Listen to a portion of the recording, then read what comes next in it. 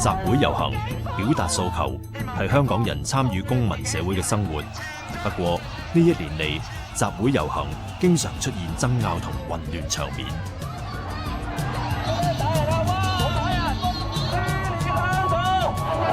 撕裂緊香港咯，點解會變成咁嘅咧？即係又係咯，非黑即白咯，總之敵我分明咯。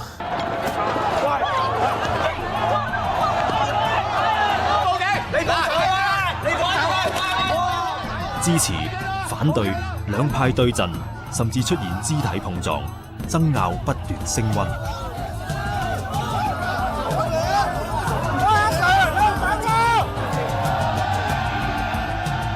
如果警方因為要幫政府嘅面而去做一啲行動，某程度上係更加催化咗市民同埋政府嘅對立咯。支持警隊，做事公正，能相招。社會嗰個好似個壓力煲咁啊，不斷去升溫嘅。而即係我哋當然而家喺事件裏邊咧，最關心咧就係究竟嗰個警方喺當中嗰個角色係點咧？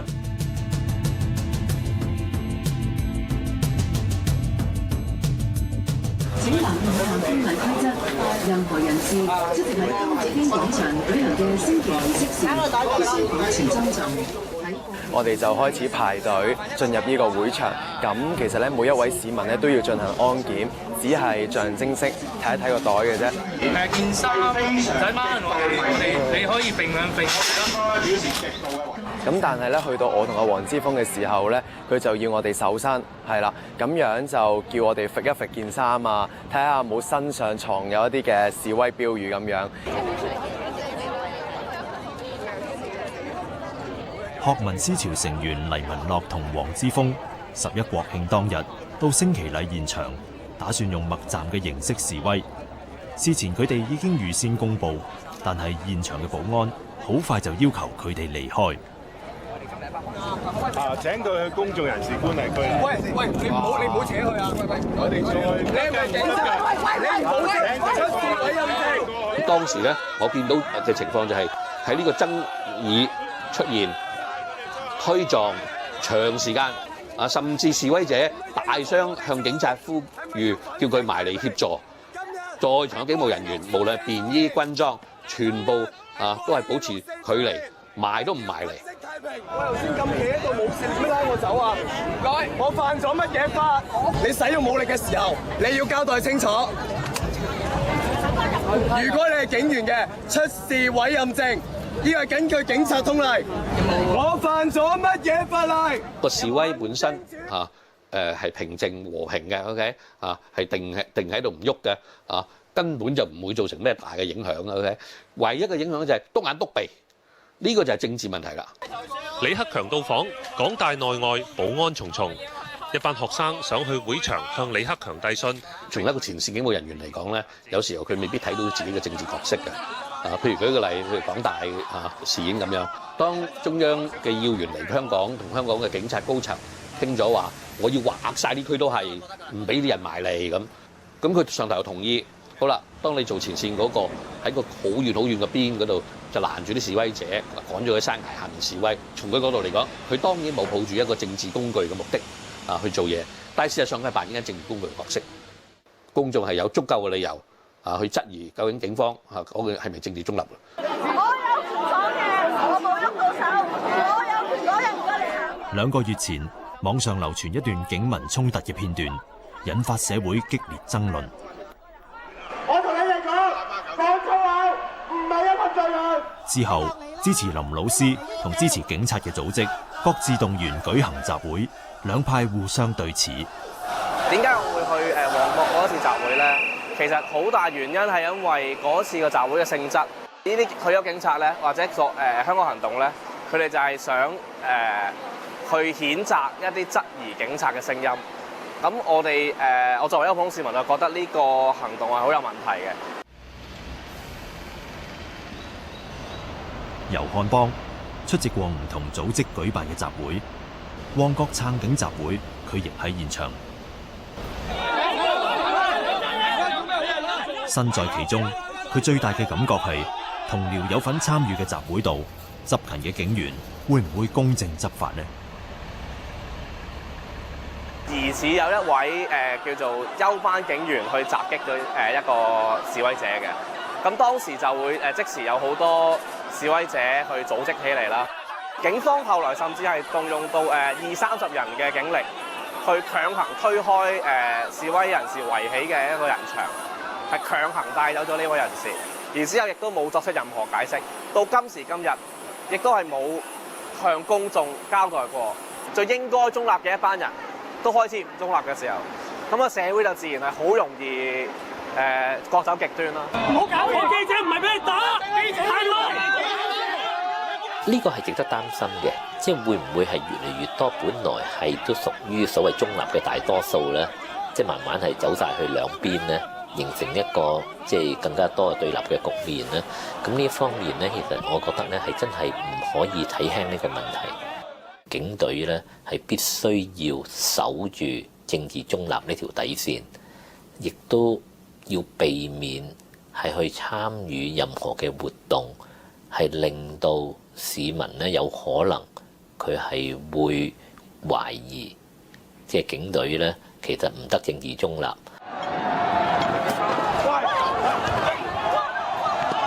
社會上支持同反對嘅組織喺集會衝突嘅場面不斷出現。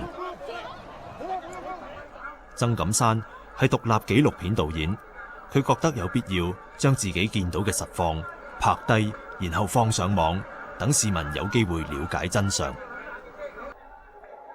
嗰次就有個市民路過，咁啊佢攞啲刊物，咁咧你見到青灣外嘅人，其實佢就會埋嚟兇佢啦。你話咁你報警，你又見唔到係一個法律上嘅罪案發生咗，警方又好似冇呢個機制或者冇呢個能力去處理呢啲未發生罪案之前嘅嘢。咁你有呢個醞釀，啲市民覺得你警察都做唔到嘢。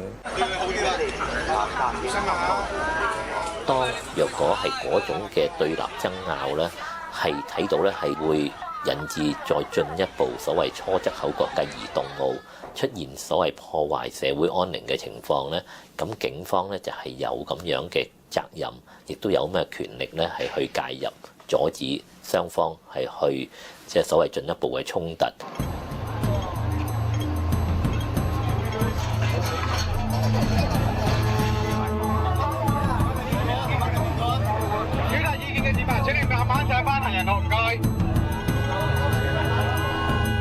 呢度一啲斜坡位嚟㗎嘛，係咪啊？你要做民意啊，都話個觀塘咁多球場，點解唔去咧？我哋要落觀塘啊嘛，指我上山做乜嘢啊？嗰度落唔到㗎。我落地鐵站啊嘛，咪落地鐵站。睇嚟嗰度。係咯。請你哋擾民㗎，根本你都唔係維持秩序嘅。管方對前線嗰個指引咧，我哋都認為係足夠嘅。咁但係個問題喺邊度咧？我相信個問題就係我哋有時去解釋俾啲某部分嘅示威者或者係遊行集會嘅人士聽咧，佢唔聽啊！最令我哋覺得困難嘅咧就係有一啲市民嚟嘅，佢哋又冇犯法嘅，佢哋都將警察作為佢哋對社會或者對政府不滿而去辱罵我哋，就令我哋覺得難受啦。你係咪香港人？你答我啦。只不過我哋嘅同事唔開心，冇即時係喺現場或者係反映咗出嚟，仍然係忍住去執行我哋嘅工作。我好絕對相信我哋嘅管理層或者警隊係絕對冇喺呢啲事件上處理啲事件係冇政治考慮嘅。現場變化太快啊，有時係快到可能我哋嘅預計都預計唔到嘅，咁咪要作出係臨場應變嘅方法咯。我哋就盡力執行我哋嘅職務，因為你哋紀律部隊要聽，即係一個命令嚇。8月中，特首今年第2次落區聽民意。根據警方嘅資料，現場嘅示威人數係大約1200人，而警方當日亦出動大量警力。呢一次似乎係警察示威多過似群眾示威咯。佢冇解釋到點解係封咗，於是我哋就諗，不如就企喺呢個位置做下默站啦。許麗明喺會場外默站，佢形容現場警方嘅布防如臨大敵。咁我就同另外一個朋友仔咧，我哋就諗住都企喺度嘅。咁但係一睇都睇到好多警察湧上嚟。咁我哋兩個女仔至少有4-5個警察，男警女警一齊湧上嚟咁樣。我亦都唔打算做任何嘅暴力行為或者任何嘢，所以我抱住自己，咁就俾一個好清楚嘅表達俾佢啦。咁因為我嘅目的只係默站啫嘛。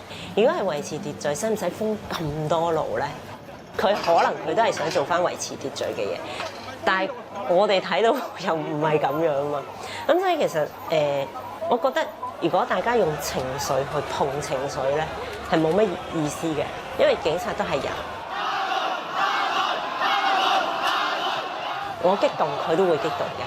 咁你冇理由就係成隊人咁去保護阿梁振英，我哋唔可以去見都見唔到佢，連即係離遠望都望唔到。咁佢係服務緊佢老細啊嘛。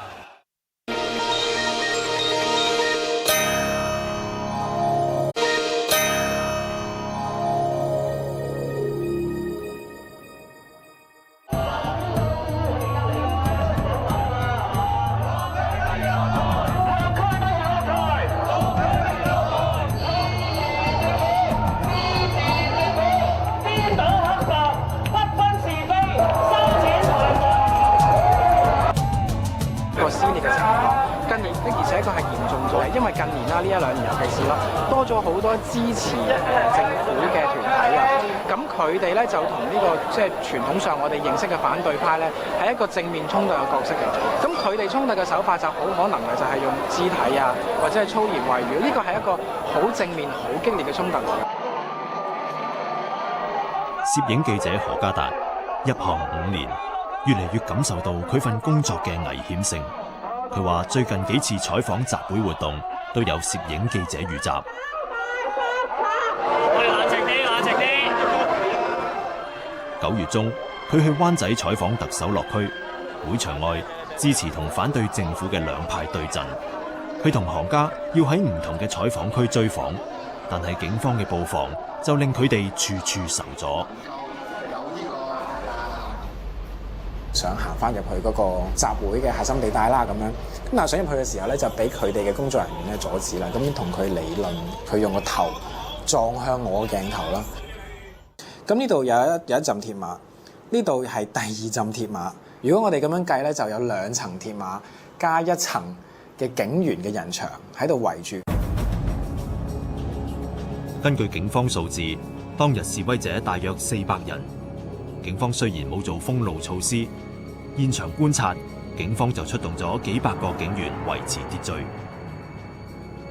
你見到當警察同示威者嘅人數係差唔多係1對1嘅時候，我哋係嗰個活動受到好大嘅限制。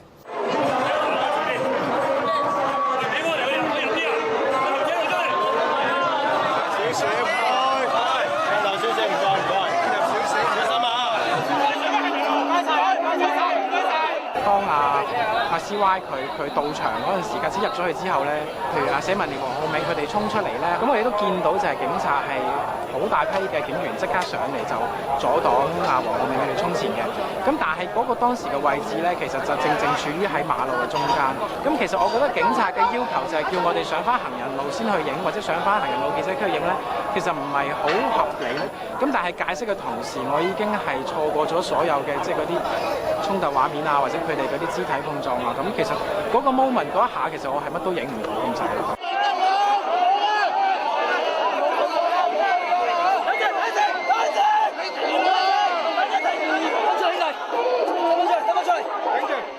CY 架車已經入晒去，咁可以大家冷靜啲嘅，太過混亂啦。咁所有人都係堆埋一堆，有人要清晰嗌一嗌，到底你哋想點樣？請人士想要佢嘅目的係啱，警察維持秩序又啱。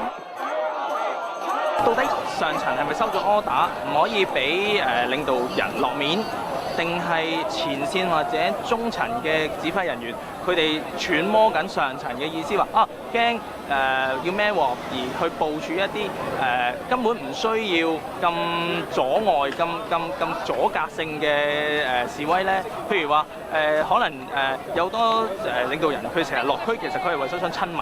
佢可能想做一啲甚至乎你向佢遞請願物品，佢都接受嘅。咁警方本身係咪可以試下考慮喺適度嘅情況，如果假設喺領導人生命受威脅嘅情況底下先至出手呢？鐘式明入咗行18年，佢話無論回歸前嘅港督，抑或回歸後嘅特首，都不時落區。唔同年代，佢都置身其中，影低唔少照片。多年嚟，佢最大嘅感受係官民之間嘅隔閡係越嚟越大。我可以咁近睇到呢個畫面，係因為我哋都冇俾警察去攔開，但係慢慢陸續咧就係可能示威人士嘅情緒，示威人士嗰啲物品開始有少少對一啲官員嘅底線。開始踩到官員嘅底線啊！咁譬如可能我哋見到一啲好敏感嘅、好詆毀性嘅物品啊、請願嘅説話，咁佢哋慢慢咧開始有啲抗拒啦。到近期我哋其實見到請願人士係埋唔到身，只係見到佢嘅車，人哋係想真係親手遞俾你，而唔係想你離遠咁飛埋嚟俾你噶嘛。最近2個月，發生一連串警民衝突，監警會收到近700宗對警方嘅投訴，但亦有市民投訴監警會對警務人員出席公眾集會未審先判，警民關係響起警號。若果呢個警民之間嘅互信呢係再繼續差落去嘅時候呢，我相信對警隊、對整個社會都唔係好事。現時咧，即係警隊有好多佢自己嘅通例同守則咧，有唔少咧，其實佢哋係冇公開到嘅。因為你唔公開咧，人哋又監察唔到你，因為人唔知道你係點樣。你唔公開咧，人哋可能有好多嘅質疑。當時有一啲嘅默站人士咧，就企喺路中間啦。咁啲警察係用緊鐵馬就壓迫緊咧嗰啲嘅默站嘅人士，一路推佢埋馬路邊嘅。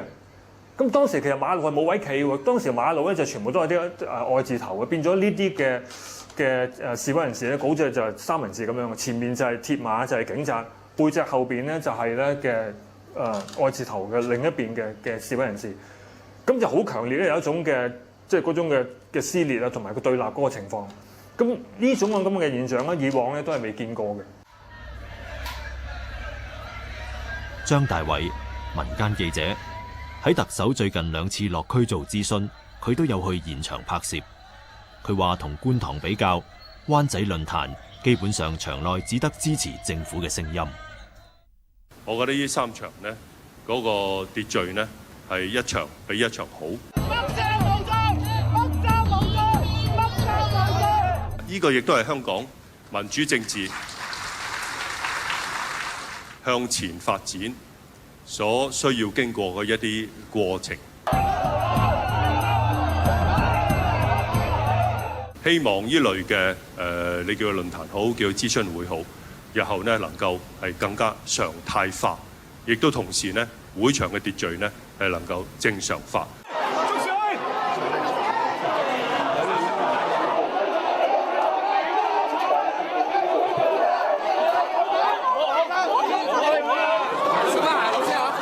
政府同市民本身嗰個隔膜越嚟越闊。所謂嘅論壇其實係喺一個實心場裏邊室內去諮詢一啲你已經篩選過，可能對你冇一個危險嘅人，先至可以同你去正面對面咁樣發聲。市民只係隔住警方同圍牆去向你發聲，即係大家都諗到啦。如果我向住鳳牆嗌冇反應，咁我就自然向我前面嘅警方嗌㗎啦。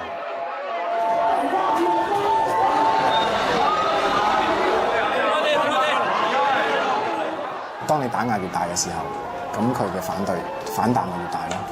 而家社會個氣氛咁撕裂，包括好多即係網民又好，社運嘅人士又好，反對派又好，佢哋嗰個咁大嘅反彈或者咁大嘅怨氣，就係因為覺得政府好多無論喺民生嘅措施、喺政改嘅立場、喺好多其他嘅事件上邊，都係唔得民心咯，或者唔聽民意咯，所以佢哋嘅感覺就係大石砸死蟹咯。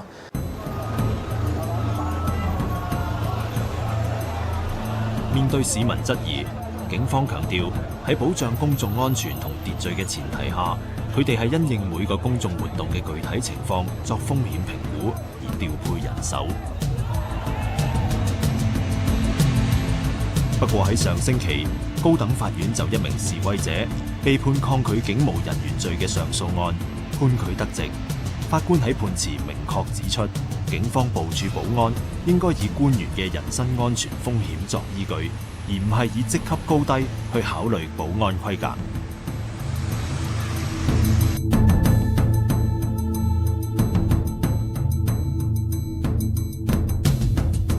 跟住落嚟係May姐有請。